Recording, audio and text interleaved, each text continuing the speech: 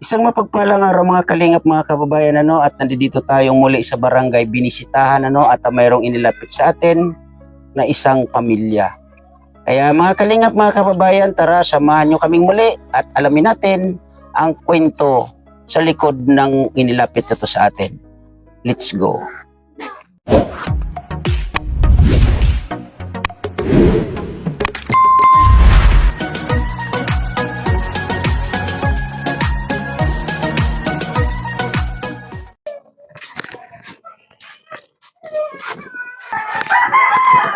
Dito tayo.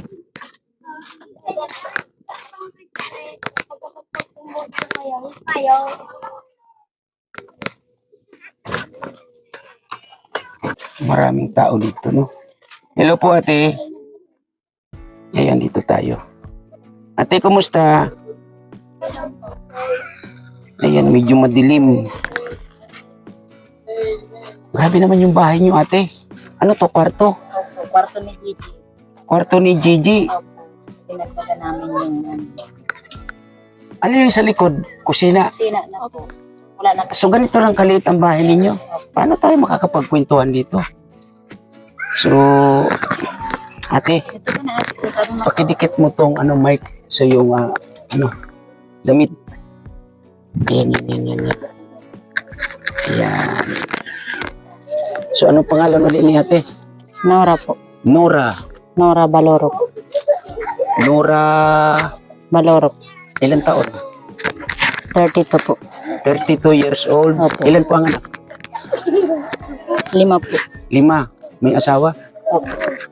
Pangalawang asawa po. Pangalawang asawa. Opo, patay na po yung tatay nilang 3. Sa ngayon po, may anak akong 2. Yung mic, ate, hinawakan ni Bibi. Ayan, o. Ayan, pakidikit ulit, ate. Ayan.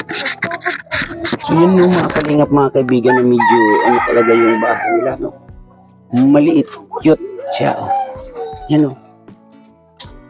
Yun, o. Maliit.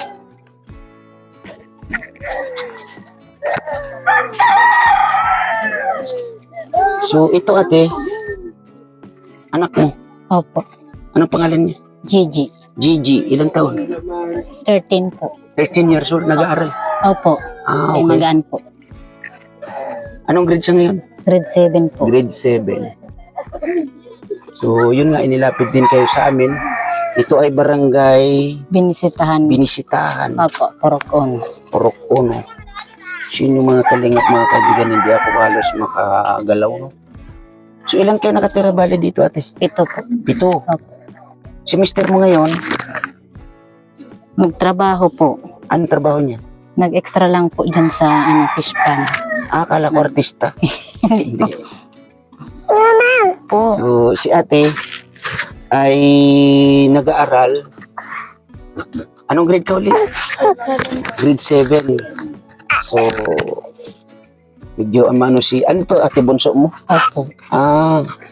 So sabi mo kanina, ang anak mo doon sa una ay 2. 2. So ngayon, ang anak mo sa pangalawang asawa ay 3 taon tsaka magdadalawang taon. ilan din? 2 po. 2. So bali 5 na po. 5. Minyo sa una mong asawa. Alam po, bunso ko dun sa una kong asawa. Ito. Opo. Patay ng tatay nila. Namatay yung tatay nila. Kidney po, dahil sa kidney. Oh. So, ibig sabihin, ulitin ko, ilan yung anak mo doon sa una? 3 po. 3. Okay. Para malinaw tayo, no? Opo. So, ngayon, kumusta ang sitwasyon ninyo dito, ate? Mahirap po. Mahirap. Opo. Walang sapat ng trabaho ang asawa ko. Extra lang. So, ano yung na trabaho ni Kuya? Sa palayan po, Sa palayan. Ano yung mga nagagawa niya sa palayan? nakikiani po.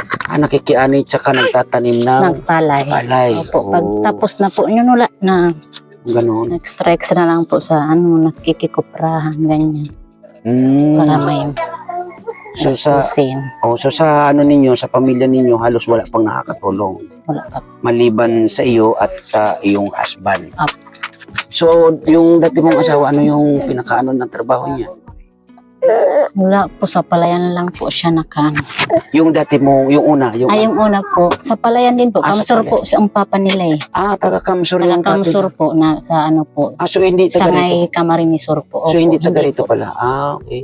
So sa ngayon, yung pangalawang asawa Yun ay po ang taga rito. taga sa rito. Binsitan. So ikaw, Taga Malinaw po ako. Dito rin po, dito pero Malinaw Lungsod ka po. talaga. Barangay Malinaw. so medyo pinag-interesan ni Bibi yung mic natin, ano? Kaya ayusin muna natin. Yan. So, ano naman muna natin si Bibi, no? Ilan taon na yung bunso mo na yun natin?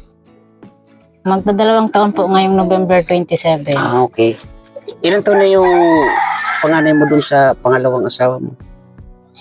Ano po, 3 years old. 3 years old. So, dalawa sila magkapatid. Opo. So, ito sila ay 3 naman. So, yun nga, siyempre kami ay nilapitan para sa inyong sitwasyon, ano. Siyempre gusto ko rin malaman kung ano yung pinaka-exact na ng pamumuhay ninyo. Kasi kami ay nasa charity, pagtulong, and then isa din ako talaga dito na scouter, naghahanap ng mga pamilyang naghihirap sa buhay, ng mga karapat-dapat tulungan, o as in karapat-dapat tulungan, ano. So, yun nga, ang gusto kong malaman yung sitwasyon ninyo. So, ikaw ate, ano yung trabaho mo sa ngayon? Wala man po. Oo nga, kasi maliliit pa mga bata, ano? Walang mag-aalaga. So, si kuya talaga ang nagpo-produce ng lahat ng mga pangailangan ninyo. So, ilan yung estudyante ninyo ate? 4 na po. 4 na. Oh. So, ito ay, anong grade ulit siya? Grade 7. Grade 7, yung sumunod sa kanya. Grade 3 po. 2 grade 3. So, ngayon, 2 grade 3 at isang Grade 7. grade 7. Tsaka isang daycare. Tsaka isang daycare. Opo, yung So, ate, baka pwede lapit ka na lang dito sa anak mo para yung mic medyo madilig. So, ano uli ang pangalan ni ate? Gigi Alimtadoran po. Ilang taon? 13 years old. 13 years old, nag-aaral ng grade 7. So, ngayon ay start ka pa lang as a high school, tama? So, kumusta naman ang iyong pag-aaral? Okay naman po. Ikaw ba ay namamasahe pa papunta sa inyong school? I mean, naglalakad. Linalakad na lang po. Walang budget sa pamasahe. Di ba ito ay binisitahan tapos siya ay nag-aaral sa Magaan po. Gimagaan? Opo. So, medyo Maaga lang. malayo-layo. Opo, maaga lang ang gising niya kasi nagsayang pa po siya ng baon niya. Oh, Baon lang siya. Umuwi siya hapon. so whole day ang school niya. Yung gusto mong maging Guro po. maging guro or teacher. Opo. Maliban sa pagiging isang teacher, ano pa yung sumasagi sa isipan mo na maging gusto mo? Doctor. Ay, doktor na. Oh. So, ganun lang, Gigi, ay kailangan mong, pagsumikapan ang iyong pag-aaral, no? Kasi yan ang pinaka-importante. Mga kalingap, mga kaibigan, ito yung nagiging sitwasyon ko dito, no? Kasi nga ay ang mga nilalapit sa atin or sa akin ay mga ganito ang sitwasyon. May mga anak na mga estudyante, no? Kaya dasal ko po na matulungan po natin ang mga kagaya nito nila, no? Mga estudyante. So ngayon, ito ay bagong scout na naman natin. At ito ay barangay, anong barangay ulit ito ate? Binisitahan. Binisitan po. Binisitahan, di ba? So, yun nga ate, no? Ulitin ko yung tanong ko kanina na yung sitwasyon ang pamumuhay ninyo. Kasi isa yan sa gusto naming malaman. So, nakita ko naman yung inyong bahay. Ayun, may tao. Oh, ayun. So, ang inyong bahay ay medyo may kaliitan. Cute, no? Buti hindi ito inabot ng ate. Kasi may mga sahig Inaabot po ng ng dagat. Opo, dagat. Oh. So, buti hindi kayo kinakabahan pag time na ganun. Minsan po, namilipat kami sa pag malaki ang ng dagat. Lalong-lalo na pag may bagyo, Opo, ganun. nung may bagyo po, lumipat po kami doon sa kabilang. Para hindi Dito sa barangay na to, mayroon bang relocation or pag time or panahon ng bagyo, inililipat kayo sa mga matataas na eskwelahan lugar? lang po. Diyan sa eskwelahan school. lang po. Okay naman yun kasi yun ang pinaka-importante, yung mailikas kayo sa magandang lugar every time na mayroong sakuna kasi hindi natin maiwasan kasi nga itong mga kalingap ay nasa sahig sila, no? Yun, may sahig. May sahig sila. So, hindi tayo halos makagalaw dito mga kalingap, mga kaibigan, kasi medyo maliit yung area nila. Maliit talaga yung area nila dito. So, ito, tingnan natin, ano? Yan, Yan, Then, dito. Nagtakbuhan. Ayan, mag-umpisa tayo dito. Yan, As in, maliit. Ayan, abulin natin mga bata. Kasi gusto nilang magpakita. Ayan. Dito, medyo maluwag yan. Akala nila may artista, no? So, ito ang bahay nila. Yan. Hindi ako makagalaw kasi nga ito, Yan, maliit talaga, Yan,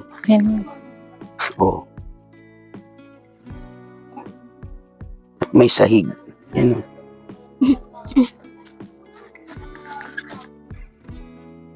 So, muli ate, si Kuya bilang isang, ano ba ang tawag dyan? Ano pinaka-eksaktong tawag dyan? Magsasaka? Opo. Yun, bilang isang magsasaka. Ano yan sa isang magsasaka? Ano yan, arawan or may sariling sinasaka na? Wala pong sarili, arawan lang po. Arawan. So magkano naman pag may trabaho siya? Ang isang araw po, 400. Ang isang araw, 400. Okay sana kung permanente. Opo. Pag minsan po, nasa nasa kuprahan, nakikikupra. Papakupra po. So wala kayong sariling kagaya niyan, kuprahan? Wala. At sariling umahan? So ikaw, Ate Gigi, ano yung pumapasok sa isip mo ngayon na ganito yung sitwasyon ng pamumuhay ninyo? Lalong-lalo sa pag-aaral mo. Gusto ko po mag-aral kasi tumulong. Ano lang, kasi sa sitwasyon nga ninyo na isang mag-aaral, lalong-lalo na sa sitwasyon ninyo dito na yun, medyo malayo ang mga nilalakad. Kasi ako sa tagal ko na rin dito, sa mga na-scout ko na mga kagaya mo ng mga estudyante, yung iba ay nagsipag-asawa na, mga bata pa, 16 years old, 17 years old, 15 years old, may 14 years old pa nga. So sa ngayon ng mga bagong scout na lagi kong ipinapayo na pagpukusan ang pag-aaral. Sana isa ka sa makapag-focus sa pag-aaral na hanggang dulo at makamit mo ang iyong pinapangarap na maging isang guro at maging isang doktor. Di ba? Natatawa ka sa doktor kasi alam mong mahirap. Di ba, no? Yung teacher ay medyo malapit lang dito kasi meron naman tayong college school dito ng teacher, di ba? So, ang doktor, medyo mahirap. Pero nasa isip mo talaga yung maging doktor. Or second choice mo? Second choice. Second choice.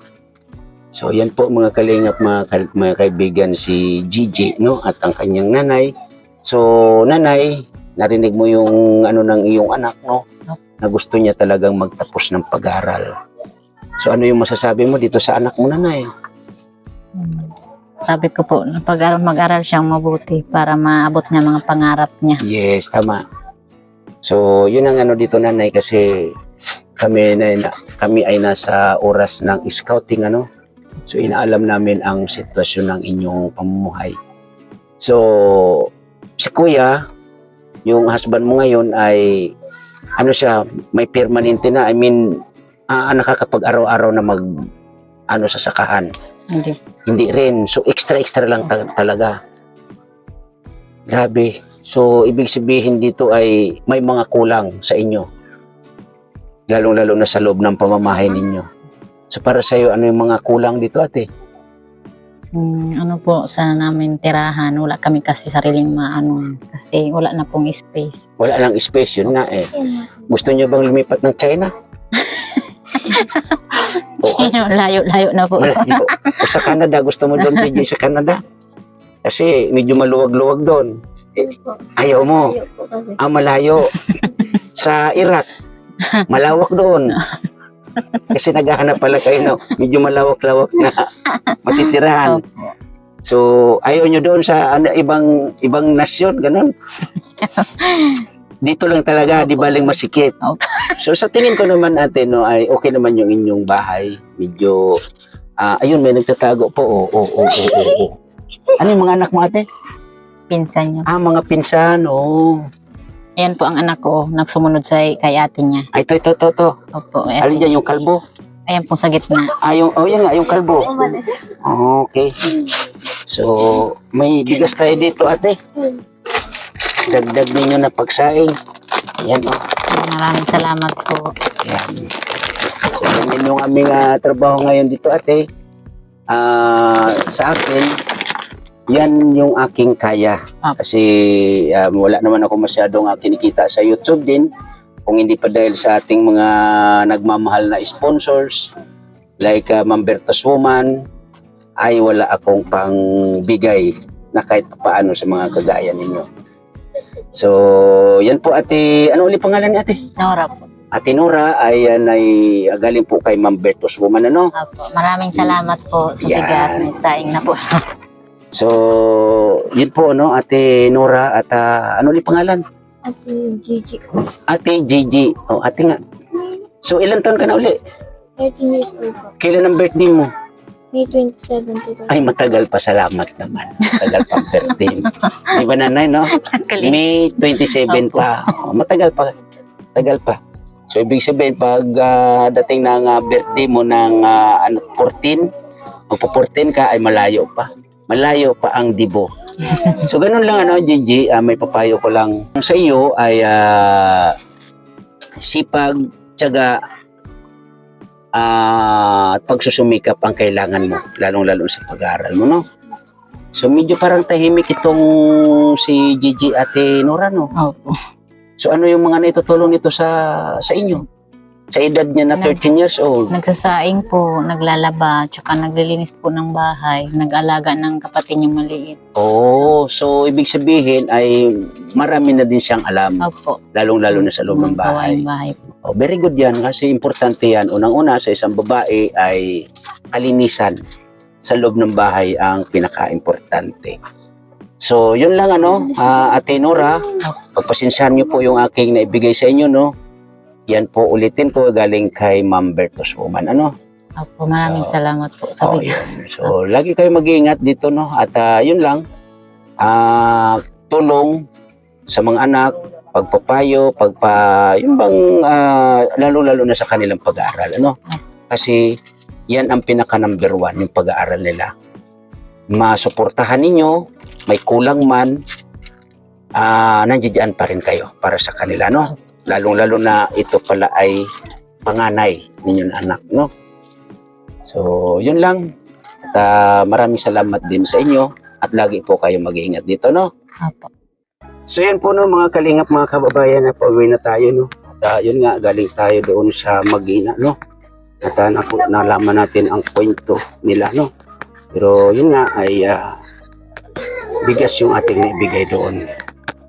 Nga ay ang mahirap dito sa atin ngayon ay puro estudyante ang inilalapit sa atin, Kaya maraming salamat po, Ma'am Bertos Woman, Ate Irene DB, Ate Diorulan, Miss Kisnel Channel, Sa mga dito sa aking premiere ay huwag po natin laging kakalimutang suportahan Kuya Bal Santos Matubang, Ate Edna Vlogs at Kalinga Prab, At tayo nagpapasalamat din sa Team Kuroda, sa pangunguna ni Ate Ana Kuroda. Maraming salamat po sa inyong suporta. Muli, sa mga King Premier, thank you na marami and God bless po sa lahat. Bye-bye. Ingat po tayo parati.